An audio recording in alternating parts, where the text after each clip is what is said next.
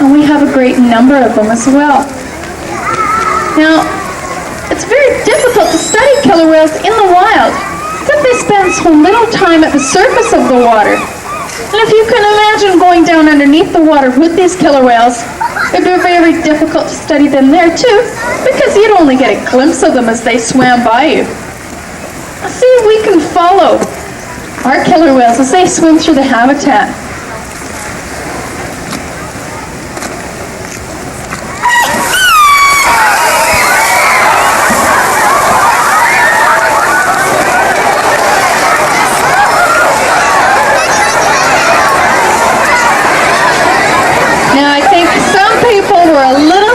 As to where they came up.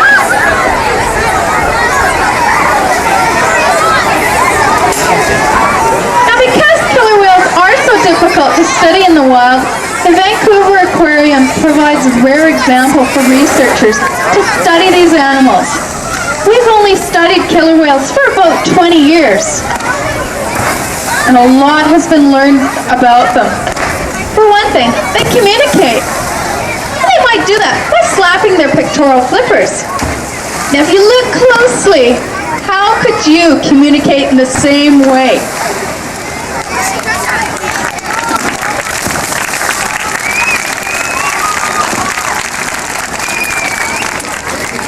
Now, our killer whales do seem to respond to a clapping.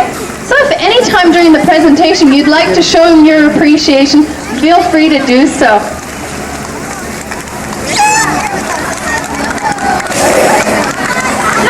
To our killer whales as they vocalize. And when they pass by, maybe you'd like to vocalize right back.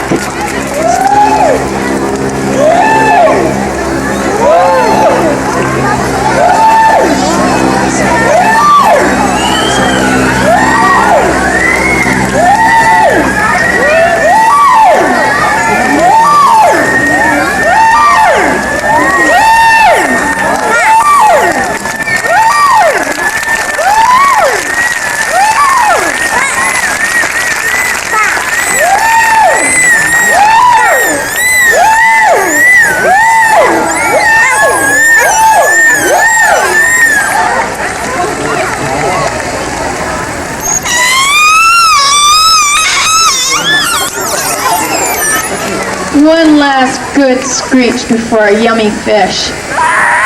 Well, you might have noticed the different sounds that they make. Not only do the killer whales make different sounds, but they also have different dialects. And our curator of marine mammals is actually the world's leading expert on dialects. Before he went to study them, no one knew actually if they did have dialects.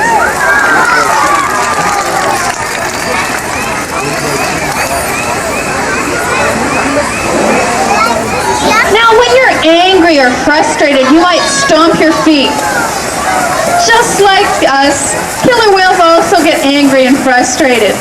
And they might stomp their tails. So maybe you'd like to help them along by stamping your feet.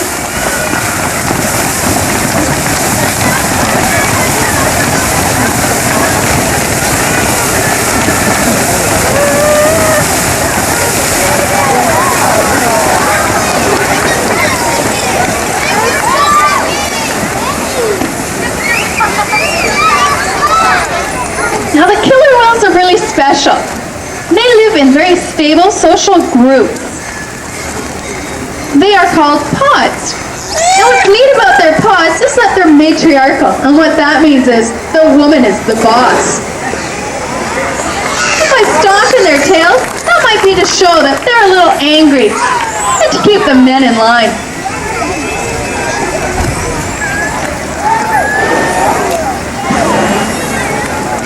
Killer whales can get very fast. They can reach speeds of about 50 kilometers an hour or 35 miles an hour, which is what we drive in the city limits.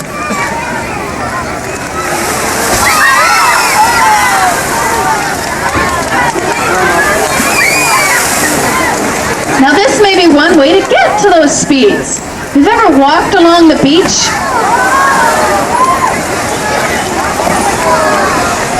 You'll know it's much easier to walk on sand.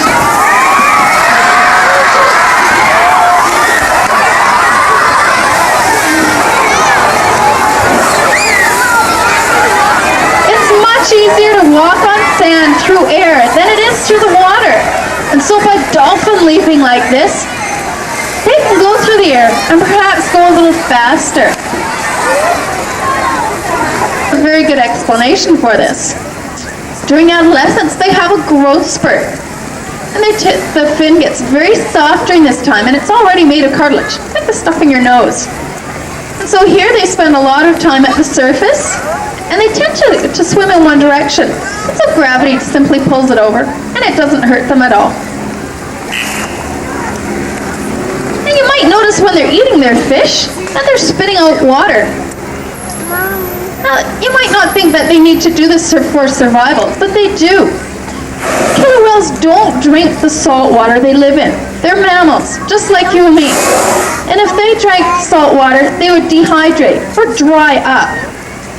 And where they do get their water from is from the fish that they eat and from breaking down the blubber in their bodies.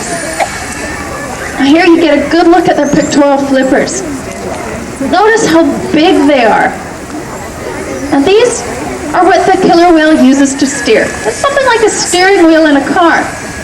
They'll use it to propel themselves and to brake.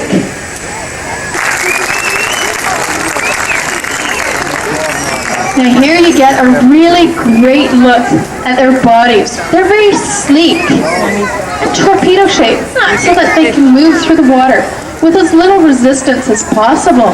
Look at the fish, Sam. Now, if you look at their skin, it's quite shiny. You might wonder, what does it feel like? Well, if you've ever walked on a rainy day with boots on, rubber boots, and you felt them, that's what their skin feels like. Now here you get also a good look at the gray patch behind the dorsal fin at the top of their backs. And this is like our fingerprints. No two are alike. This is what researchers use to photograph, to identify who they're looking at. See the fish in the water. There's the fish.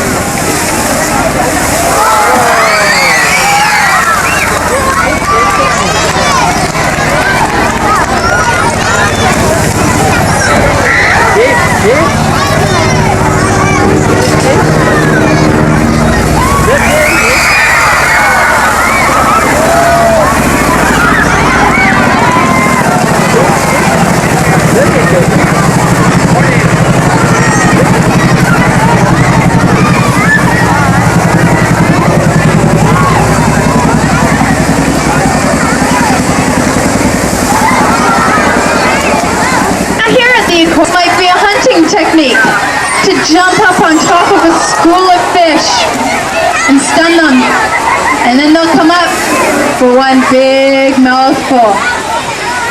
Now, killer whales don't actually chew their food, they swallow it whole. Has anyone ever fished? Or have you touched fish? Lots of you, I'm sure. You can imagine trying to grab one when you didn't have any arms. That's what they need their teeth for, to grab onto their slippery prey. Well, I hope you've enjoyed this presentation. If you have any more questions, the Marine Mammal staff and myself will be on your right-hand side. And I'd like to invite you to stick around and watch these fascinating animals. Hope you have a really exciting time here at the Vancouver Aquarium.